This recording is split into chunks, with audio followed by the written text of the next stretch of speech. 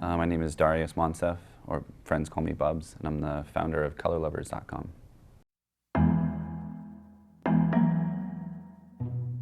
I'm the author of a book called Color Inspirations, and it's a curation of 3,000 community color palettes from COLOURLovers.com, organized by hue, and then it's got some sections for color inspiration and some basics around color, like color theory information.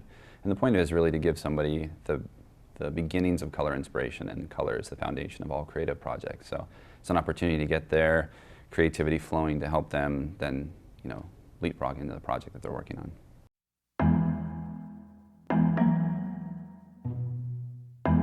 So COLOURLovers has been a creative project that we actually started 6 years ago as a hobby project that's just organically grown over time to now almost 2 million visitors a month. So it's this active, thriving community that we've built.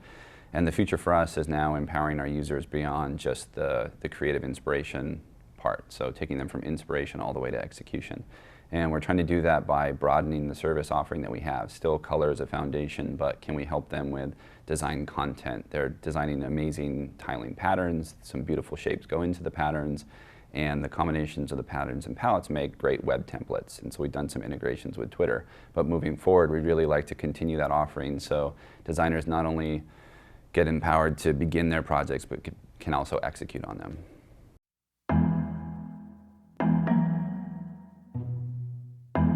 A couple places where I think somebody gets value by attending a conference, like the How Design Live, the opportunity to just network with a lot of creatives. So you either work in an agency and you work with a small group of people, or you're a freelancer. I actually work from home and my team is remote.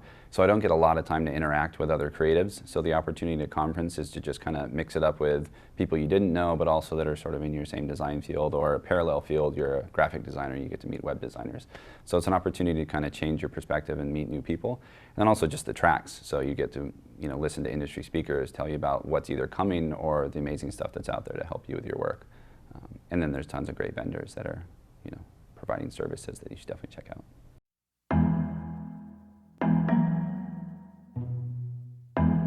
So I think the best piece of career advice for me is, I guess I've been an entrepreneur for a long time, so I probably don't have great career advice, but I think the general sort of professional work advice, a mentor once told me to always have a pen on me.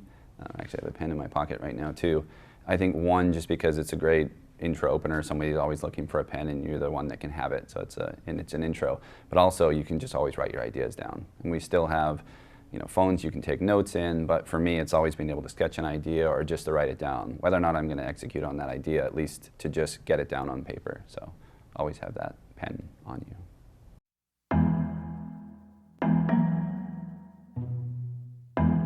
There's a ton of lessons learned with COLOURLovers. It was just a creative project that we started just for fun. There was no grand plan. We didn't write a business plan when we sat down. It just happened. It came from sort of playful boredom around color. I was a fashion major that had taken a color theory course that was painfully boring. We just mixed paint for an entire semester. And I thought what they missed was the sort of special aspect of color that we all see it differently. We have, our eyes literally interpret light differently, and then we have different cultural and social connections around color. And so I built COLOURLovers as a place for people to just share their own unique perspective around color. Is this color attractive to you? Is this combination attractive to somebody else? And so it's just this playful thing that happened organically. And so there's been a ton of learning lessons just around community, the way people interact. COLOURLovers has actually been a 5-time Webby nominee for Best Community, and that's not so much from our standpoint, but just what's happened with the community. We COLOURLovers just because for people who love color, but the love part of it, which is in our logo as well, has just really become the center of the community. It's a very supportive, loving community. And we've seen so many people who wouldn't consider themselves designers participate and feel like they can because we made design super simple. And in a supportive community, it makes it okay to try and it makes it okay to experiment. And from that, we've got a huge reward in just seeing so many different perspectives and ideas being shared.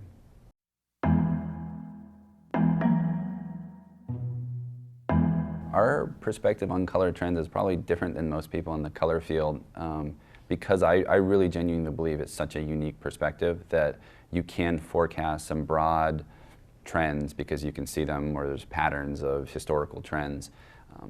But for us, and especially being entrepreneurs, somebody, Mark Zuckerberg, who creates Facebook, and he chooses blue simply because he's colorblind and that's the color he can see, has a huge impact on the overall social web. People that build products for Facebooks are probably going to use blue just because that influences them. And Zuckerberg didn't consult the forecast or something before he did that. That was just sort of a spontaneous action. So I think there's bigger, broader global trends, but we approach it by just saying whatever's right for you. The whole point of the Color Inspirations book is it's totally unique to you. If you find the palette or the color that truly inspires you, then that's the one that you should go with. And you're going to end up putting your heart into it, and you're going to build an amazing product or brand around it, and then the consumer is going to see the connection of that amazing product with the colors, and then they'll just associate all that goodwill with the color rather than going the other way around about it.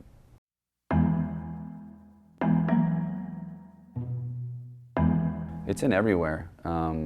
Color inspirations in the book, there's a chapter on color inspiration from birds. I think there's a lot of things. We've done blog posts on color lovers with a color inspiration from pigeons or something that, it's like the sort of nuisance on the street you don't pay attention to. But they got beautiful subtleties and the colors in them. And if you just are able to take a moment to see that, there's, palettes you maybe hadn't seen before. So I think color inspiration is truly everywhere.